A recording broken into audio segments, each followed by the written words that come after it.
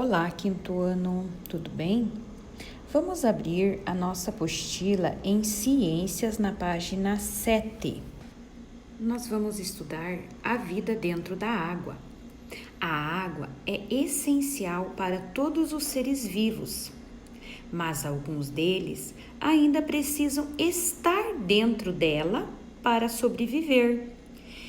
São os organismos aquáticos, como alguns tipos de plantas, algas, os mamíferos aquáticos, os peixes e alguns outros animais invertebrados. Então, agora nós vamos conhecer os animais que vivem na água, como os golfinhos, que são animais mamíferos, aquáticos, que respiram por pulmões.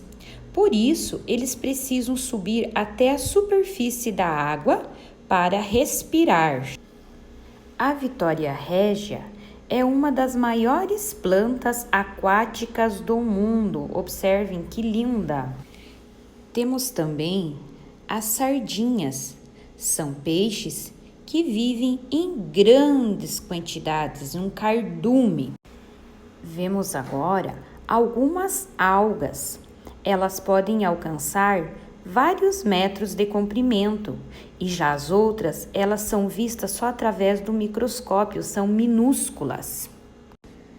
Os organismos aquáticos, eles precisam respirar, alimentar-se e mover-se dentro da água, apresentando as características adequadas para realizar cada uma dessas atividades nesse ambiente. Além disso, eles não sobrevivem muito tempo fora da água. Para respirar, por exemplo, esses organismos, eles precisam retirar o oxigênio dissolvido na água e cada grupo de seres vivos tem uma maneira diferente de fazer isso. A maioria dos peixes tem brânquias, órgãos por onde a água passa. O gás oxigênio é absorvido e o gás carbônico é eliminado para o ambiente. Então, a água, ela entra pela boca, ela segue até as brânquias, onde o oxigênio é absorvido. A água que sai das brânquias é rica em gás carbônico dissolvido, né? Então, observem ali em vermelho, são as brânquias. É a representação da respiração dos peixes, que é feita pelas brânquias. Então, os peixes, eles não têm pulmões.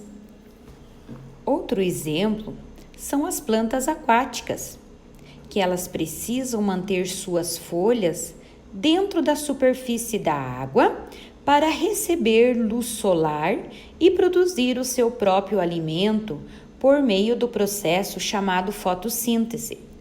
Uma característica muito comum nessas plantas é a presença de ar entre as células, que facilita a flutuação das folhas.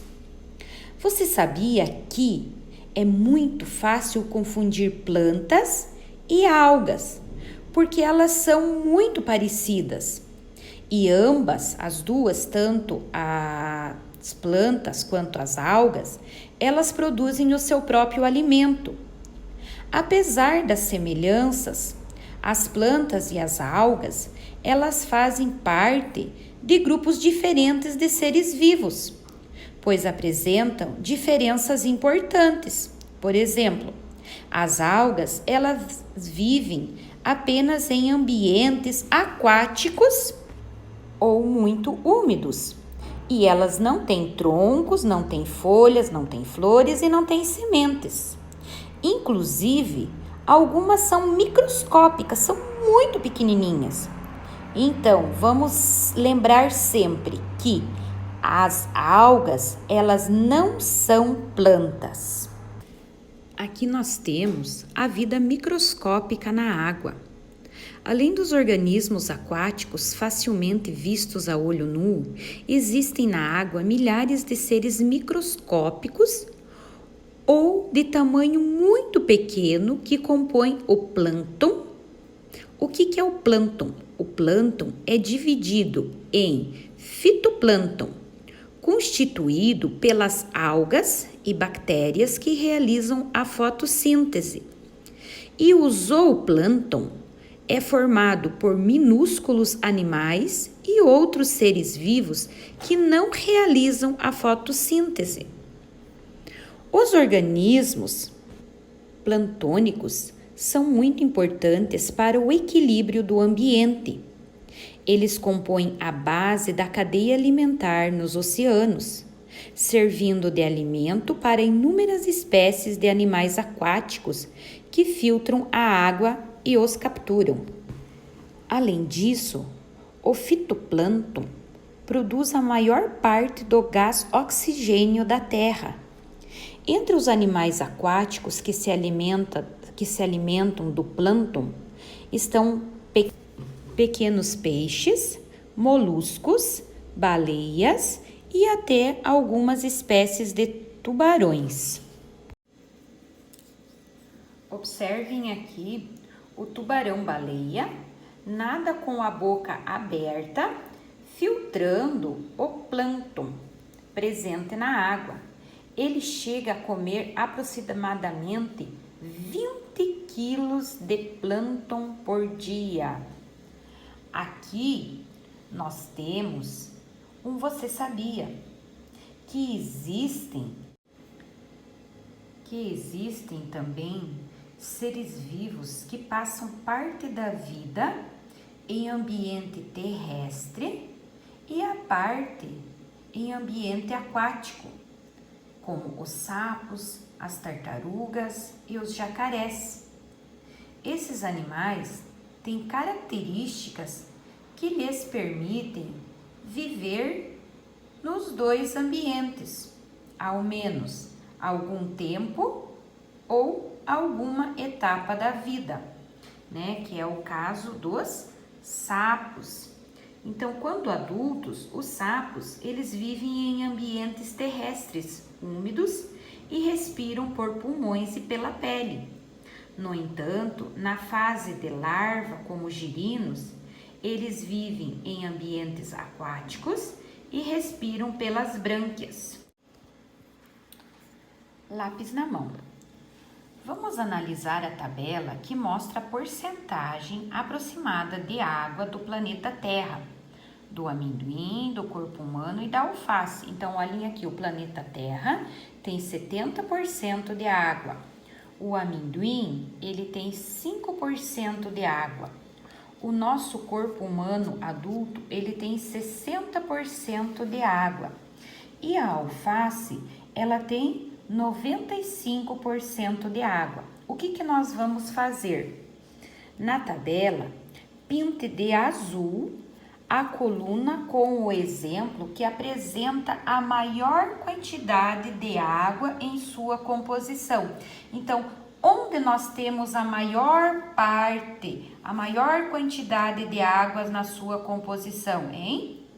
A alface, depois da alface tem o planeta Terra e depois o corpo humano. E de amarelo, a coluna com o exemplo que apresenta a menor quantidade de água em sua composição. Então, aonde tem a menor quantidade? É no amendoim. Agora, nós vamos pegar o caderno de matemática e vamos construir um gráfico, no caderno de ciências. Nós vamos construir um gráfico de barras que mostre a quantidade de água dos exemplos representados na tabela. Lembre-se de colocar os exemplos em ordem crescente. O que é ordem crescente? Começa do menor até chegar ao maior. Então, nós vamos começar pelo amendoim, daí nós vamos no corpo humano, daí nós vamos no planeta Terra, daí nós vamos na alface e nós vamos pintar cada quadrinho lá, nós vamos fazer um valor. Então, essa atividade a tia vai ligar o Meet para fazermos juntos, ok? Agora, aqui, nós vemos que o Vinícius, ele tem um aquário. Nós vamos escrever o nome dos dois grupos de organismos microscópicos presentes na água do aquário.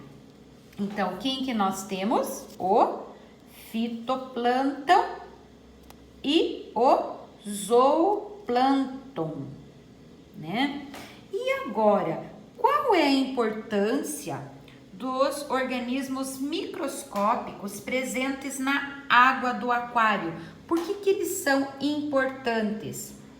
Porque o fitoplâncton, ele produz oxigênio aqui dentro da água. E tanto o fitoplâncton quanto o zooplâncton, eles compõem a base da alimentação dos peixes. Então, os peixes se alimentam tanto do fitoplâncton e do zooplâncton, ok? Beleza? Então, quando a tia for fazer o gráfico, a tia vai fazer uma chamadinha para vocês e nós vamos construir o gráfico juntos, beleza? Beijos e até a nossa próxima aulinha.